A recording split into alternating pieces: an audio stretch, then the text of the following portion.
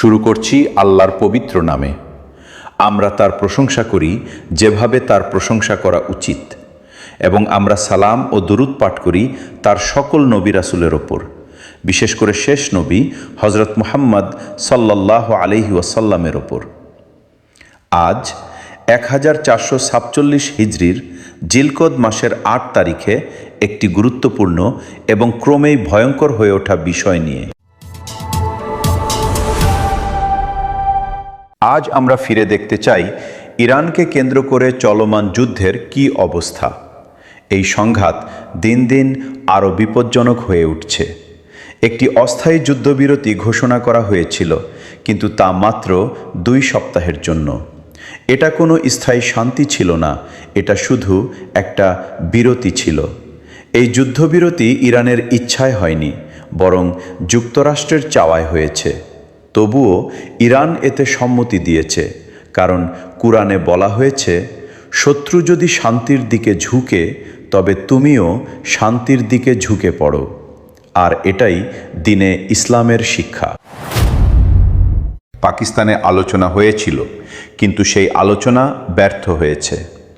এরপর যুক্তরাষ্ট্র ঘোষণা দেয় এক ভয়ঙ্কর সিদ্ধান্ত: ইরানের বন্দর অবরোধ এবং সবচেয়ে গুরুত্বপূর্ণ স্ট্রেইট অফ হরমুজ অবরোধ।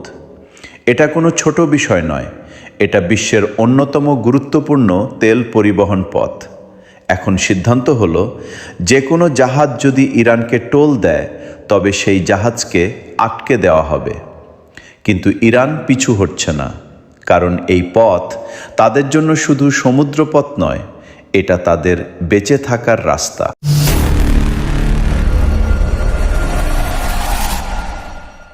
যদি এই অবরোধ চলতে থাকে, তেলের দাম বাড়বে, বিশ্ব অর্থনীতি ক্ষতিগ্রস্ত হবে।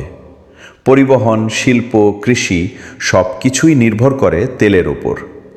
আর যে তেল নিয়ন্ত্রণ করে, সেই নিয়ন্ত্রণ করে পুরো বিশ্বকে। বড় শক্তির সংঘর্ষ, টেনশন ক্রমশ বাড়ে। রাশিয়া হয়তো সরাসরি ক্ষতিগ্রস্ত হবে না, কিন্তু চায়না একটি ভিন্ন বাস্তবতা। চীনের অর্থনীতি ব্যাপকভাবে নির্ভরশীল এই পথের তেলের ওপর। তাহলে প্রশ্ন হলো, চীন কি এই অবরোধ মেনে নেবে? চীন কি নিজের অর্থনীতিকে অন্যের হাতে তুলে দেবে? সম্ভবত না।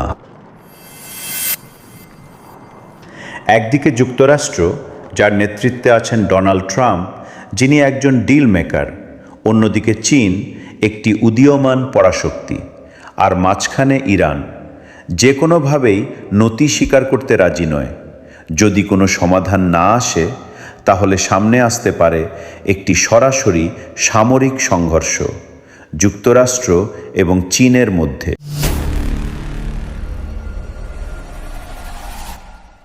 একটি হাদিসে বলা হয়েছে, ইউফ্রেটিস রিভার নদী একদিন উন্মোচন করবে সোনার পাহাড়, এবং মানুষ সেই সোনার জন্য যুদ্ধ করবে। অনেকে এটাকে সরাসরি সোনা মনে করেন, কিন্তু যদি এই সোনা আসলে তেল হয়, কালো সোনা, তাহলে কি আমরা সেই সময়ের কাছাকাছি পৌঁছে গেছি? যদি এই সংঘাত যুদ্ধের দিকে যায়, তাহলে এটি হবে না সাধারণ যুদ্ধ। এটি হতে পারে এমন এক যুদ্ধ যেখানে 100 জনের মধ্যে 99 জনই নিহত হবে। একটি পারমাণবিক যুদ্ধ। আমরা দোয়া করি যেন এমন কিছু না ঘটে। আমরা শান্তি কামনা করি, কিন্তু আমাদের সচেতন থাকতে হবে, কারণ পৃথিবী দ্রুত পরিবর্তন হচ্ছে। আর ইরানকে কেন্দ্র করে এই যুদ্ধ ক্রমশ আরও ভয়ঙ্কর হয়ে উঠছে। ভিডিওটি ভালো লাগলে লাইক, শেয়ার, কমেন্ট করতে ভুলবেন না। আর এরকম ভিডিও পেতে চ্যানেলটি সাবস্ক্রাইব করুন। ধন্যবাদ।